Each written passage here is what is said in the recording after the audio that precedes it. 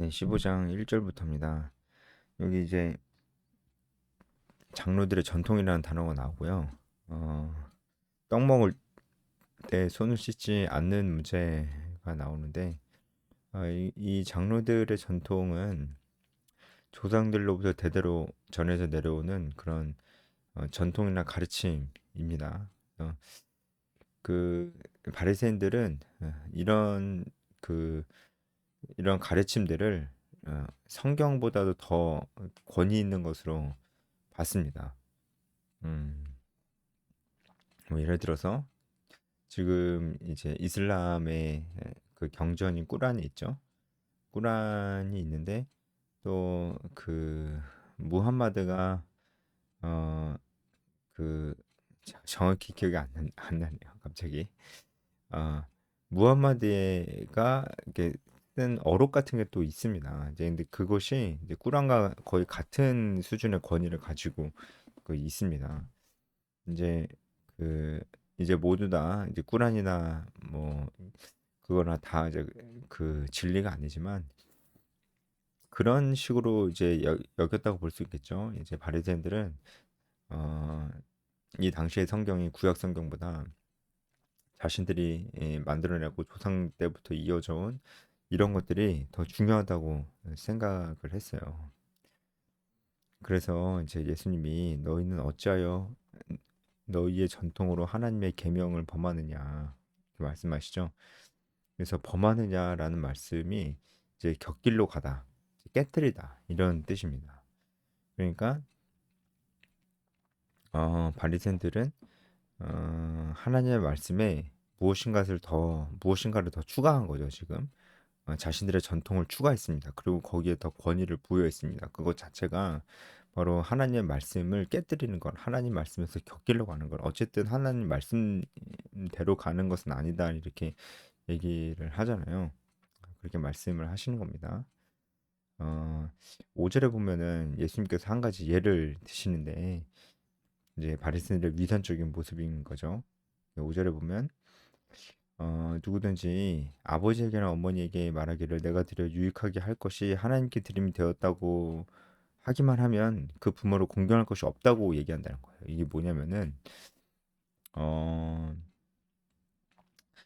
이제 부모님을 섬기는 데 써야 될 물질을 하나님께 드리면 이제 하나님께 드리는 게 더 중요하기 때문에 어 그것을 이제 하나님께 드렸기 때문에 이제는 그 부모님을 섬기지 않아도 된다고 이렇게 얘기하는 거예요. 어, 부모님을 섬겨야 될 돈인데 하나님께 드렸기 때문에 하나님이 더 중요한 존재이기 때문에 부모님을 굳이 섬길 필요가 없다. 이렇게 얘기를 많이 한다는 거죠. 여기서 어, 드리다라고 할 때 쓰인 헬라어가 이제 도론인데 이것이 그 히브리어로 하면은 고르반입니다. 이 고르반이라는 말을 마가복음에서는 그냥 그대로 썼어요. 그래서 고르반이라는 단어가 이제 마가복음에 나오는데 마태복음에는 그냥 헬라어로 바로 이제 나왔습니다. 이렇게 뭐 그렇게 중요한 건 아니고요. 무슨 얘기인지 알겠죠? 하나님께 드렸는데 부모님 섬길 돈을 하나님께 드렸는데 뭘 하나님이 더 중요하니까 부모님 섬길 필요 있냐 이렇게 얘기하는 게 딱 봐도 이제 핑계고 사실 하나님의 뜻을 잘 이해하고 있는 바가 아닌 거죠. 부모님을 공경하라 이것이 더 중요한 겁니다. 그래서 예수님께서 그 부분을 설명을 해주시는 겁니다.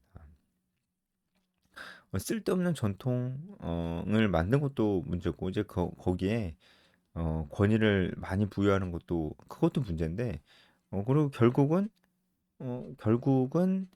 이제 그 하나님 말씀의 그 진짜 뜻 부모님을 공경하라고 하면 진짜 부모님을 사랑하고 공경해야 되는데 이 중심 뜻은 잃어버리고 이상한 막 전통들만 생겨가지고 그걸 더 중요하게 여기고 어, 오히려 너무나 쉬운데 부모님 공경하라는 너무 쉬운데 오히려 이상하게 해석해서 이상하게 하나님께 드렸다고 하면서 부모님을 섬기지 않는 결론은 부모님을 섬기지 않는 어, 이런 식으로 간다는 거죠. 예, 이런 식으로 성경을 자기 마음대로 그냥 보고 그리고 성경보다 더 중요한 것들도 자기 마음대로 그냥 막 만들어 버리고 이렇게 함으로써 6절에 하나님 말씀을 폐하는도다 이렇게 말씀하세요. 패하는도다가 뭐냐면 지배권을 잃어버리다는 뜻입니다.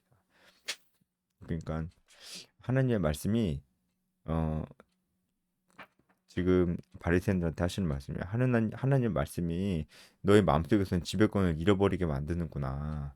하나님의 말씀 말은 하지만 너가 장로들의 전통을 더 중요하게 여기고 하나님의 말씀도 이상하게 너 마음대로 해석을 하고 적용을 해서 너가 하나님 말씀대로 어, 살게 되지 않고 이탈해 버리는구나. 그런 의미에서 하나님 말씀에서 지배권을 하나님 말씀이 너의 마음과 삶 속에서 지배권을 잃어버리게 만든다. 너가 그 말씀이 하나님 말씀을 패하는도다라는 겁니다. 그쵸? 바리새인들은 하나님 말씀을 누구보다도 더 소중히 여기는 것처럼 보이지만 장로들의 전통을 만들고 그것을 하나님 말씀보다 더 위에 두고 그리고 율법의 진짜 정신과 뜻 이런 것들은 별로 생각하지 않고 이런 전통이나 이런 것들을 더 의미를 부여하니까 부모님을 공경하라고 그랬는데 여차저차해서 부모님 공경하지도 않으면서 문제가 없다고 생각하는 이런 이상한 일들이 벌어지게 되는 것이죠. 7절부터 보면 이사야가 이 말씀을 잘 예언을 했습니다. 마음이 내게서 멀더라. 이제 마음이 문제라는 거죠. 예수님께서 결국은 이제 바리새인들의 마음을 지적을 합니다. 마음이 문제인 거다. 어떤 마음이 문제겠어요? 하나님 말씀을 진정으로 알려고 하고 진정으로 따르려고 하는 그런 마음이 일단 없는 겁니다. 왜 그런 마음이 없을까요? 그런 마음을 바로 교만한 마음이라고 합니다. 그러니까 딱히 하나님 이 말씀 율법책을 펴도 읽기는 읽어. 또 공부도 해 심지어. 근데 하나님 말씀의 그 뜻을 따라서 살고 싶은 마음은 별로 없고 아니면은 이미 자기 안에 다 결론을 내려놓고 성경을 보는 거예요. 그런 사람도 있습니다. 그러면 자기 마음대로 생각하고 진짜 하나님이 나에게 뭐라고 말씀하시는지는 그거는 그렇게 별로 관심이 없습니다. 네. 그래서 결국은 문제가 뭐냐? 이 장로들의 전통을 만들고 뭐 이상하게 부모님 공경한다 그러면서 이상하게 하면서 공경하지도 않고 결국은 하나님 말씀을 제일 사랑하는 척하면서 하나님 말씀 하나도 지키지 않는 이런 바리새인들의 보여주는 이런 이상한 행동이 결국 원인이 뭐냐? 마음이라는 거예요. 마음이죠. 어, 그것이 이제 마치 겉으로 보기에는 하나님을 경배하고 경외하는 것 같지만 그거 다 헛된 것이다라고 말씀을 하십니다. 그리고 이제 10절에 무리를 불러 이르시되 듣고 깨달으라. 이렇게 말씀하신 이유는 이제 무리들도 비슷하게 생각을 하고 있었고 그러니까 지금 바리새인들이나 무리들이나 진짜 하나님의 말씀을 일단 잘 모른다는 거예요. 그리고 그 안에 핵심적인 그 핵심들도 잘 모르고 별로 알고 싶어 하지 않는 겁니다. 그렇죠. 결국엔 하나님의 말씀이 없는 것이 문제거든요. 별로 알려고 하지 않는 것도 문제고.